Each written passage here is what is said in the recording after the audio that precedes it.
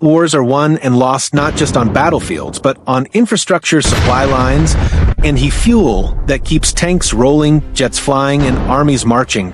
For months, Ukraine has quietly shifted strategy. It's not just about territory anymore. It's about what powers that territory. What powers the war machine? What if tank columns bogged down, air operations grounded, civilian life stalled? And all because someone struck at a refinery hundreds of miles behind front lines. That's what's happening now. Since early July 2025, Ukraine has drastically escalated its deep strike campaign. Drones, missiles, precision strikes, targeting Russia's fuel infrastructure. Oil refineries, depots, export terminals. These are not fringe attacks. They're hitting the roots of the Russian war economy. What does that mean? Fuel shortages, economic pain, logistical breakdowns. And could this strategy change the tide of war? This is Ukraine strikes Russia's lifeline. Fuel war explained. But before we continue, please like and subscribe to our channel. Our channel needs your help on this to grow. If you destroy the fuel, everything else fails. Fuel and war economy. Russia's war machine depends on fuel for almost everything. Moving troops, armor divisions, maintaining frontline logistics, running Air Force missions, heating bases, sending supply convoys across thousands of kilometers. Oil and gas are not just parts of its military infrastructure. They are its economic backbone. For years, oil exports have been among the largest contributors to Russia's federal budget. Experts estimate a large fraction, some say 1/3 to almost 1/2 in different contexts, of Moscow's war spending comes directly or indirectly from energy revenues.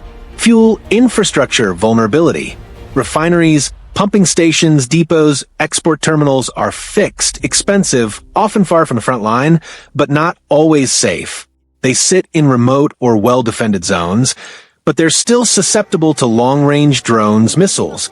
They require complex equipment, large logistics, just to maintain capacity. Once hurt, especially under sanctions, they are harder to repair. Replacement parts are hard to import. Skilled technicians, safety standards, all of these matter. Remember, shutting down a refinery is not just stopping fuel. It's disrupting refining capacity, disrupting export, disrupting storage, distribution inside Russia. Ukraine's two-pronged strategy. Ukraine is using a two-front approach.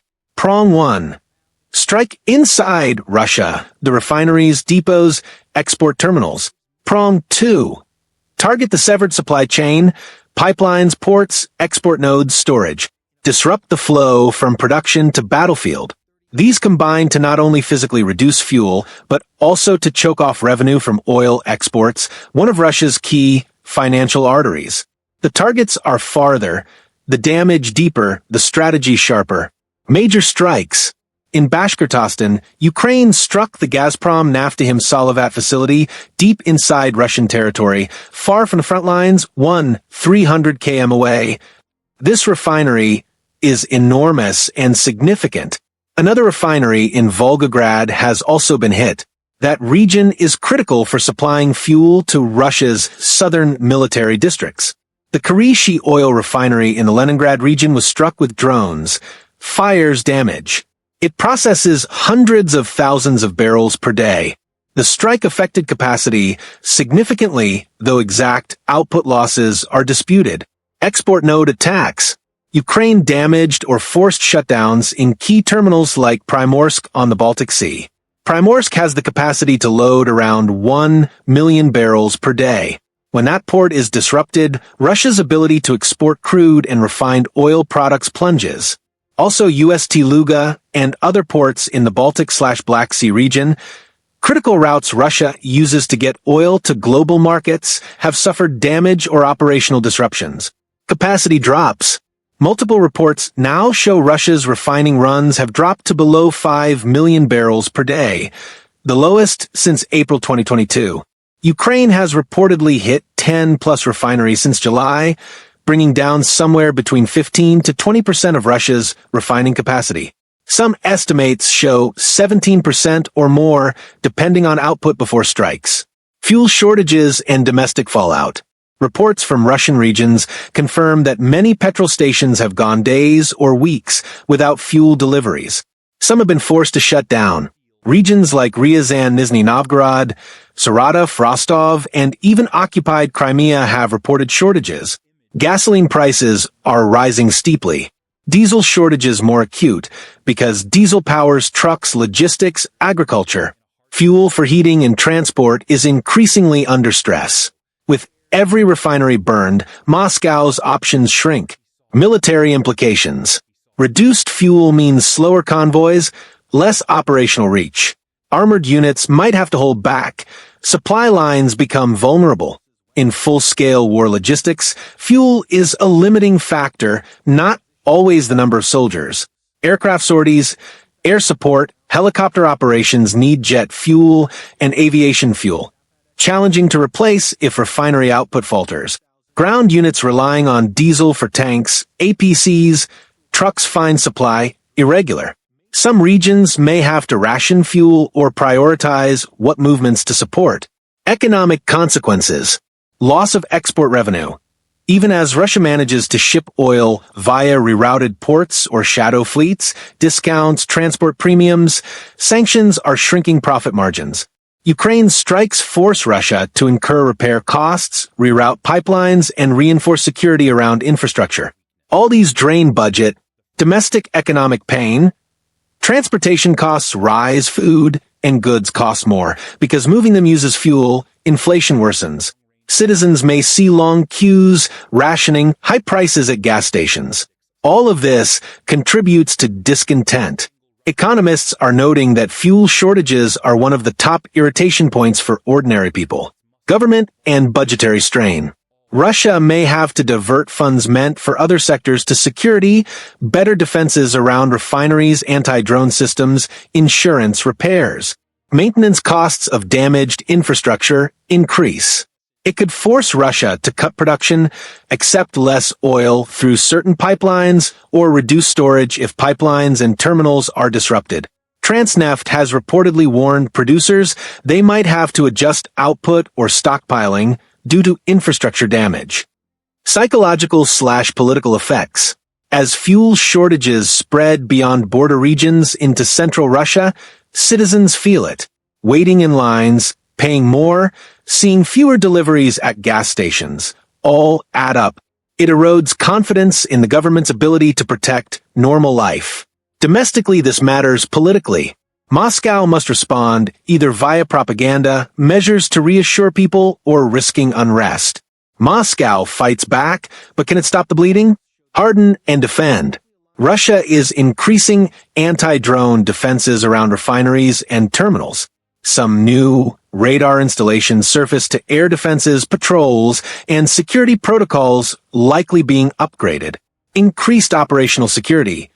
Dispersal of storage, possibly moving some processing components underground or behind more layers of defense. Export and route adjustments. When ports like Primorsk are hit, Russia reroutes exports to other Baltic or Black Sea terminals. Some exports get shifted to Novorossiysk or Ust Luga. Also, working to restore damaged pipelines and terminals. But repair is slow, expensive, and under sanctions constraints. Regulatory and domestic measures. Gasoline exported have been paused temporarily in some cases. Russia is trying to preserve domestic supply first. Tax increases, reassigning budgets, prioritizing defense and energy security over other non-critical infrastructure. Propaganda and perception control. Minimizing reporting of fuel shortages or attributing them to other causes, weather, logistics, sanctions. Emphasizing resiliency. Official denials of the extent of damage, e.g. Transneft publicly dismissing reports of cuts in output or storage blockages as fake news. History shows fuel is often the deciding front. Historical precedents. World War II. The Allies bombing Nazi Germany's oil refineries, e.g. Ploiești, the Ruhr, severely limited access capacity. Disabling petrol production was a key part of air campaigns. Gulf War, 1991 coalition forces struck Iraqi oil infrastructure, not just battle units. Modern history. In many conflict zones, supply chain disruptions, fuel, food, water, often shape outcomes more than tactical victories. What makes the current strategy unusual/effective? Long-range drone technology allows strikes far behind the lines with less risk. Precision targeting. Not just brute bombing, but selecting targets that ripple across the whole system, refineries, pipelines, export nodes. Integration with sanctions. Financial sanctions, trade restrictions magnify damage. Loss of revenue plus restricted ability to buy replacement parts equals double pressure. Limitations and risks. Risk of escalation. Russia may respond with stronger measures, possibly hitting back at Ukrainian infrastructure or even foreign supply lines. Infrastructure resilience. Russia is vast, capable of shifting/refitting/refueling through alternate routes. Some redundancy exists. Time lag. It takes time for fuel shortages to fully manifest, for stockpiles to deplete. Russia may have reserves that delay crisis. Ukraine's fuel war is already leaving marks. Refineries ablaze, exports stifled, supplies drying up, cash registers ringing at Russian petrol stations, but gas pumps turning silent. Russia is responding, but in this game, defensive postures and repairs are always a step behind strikes. Could this strategy change more than just the fronts? Could it force negotiation? Weakening supply chains, choking finance, stirring unrest. These are powerful levers. Because in war, sometimes you don't need to control territory, you control what powers everything else. What happens when the war machine runs out of fuel? Will Russia adapt fast enough? Or is this Ukraine's defining move? If you found this breakdown useful, hit thumbs up, share so more people see the truth behind the headlines, and subscribe for deep analysis on battles behind the battles.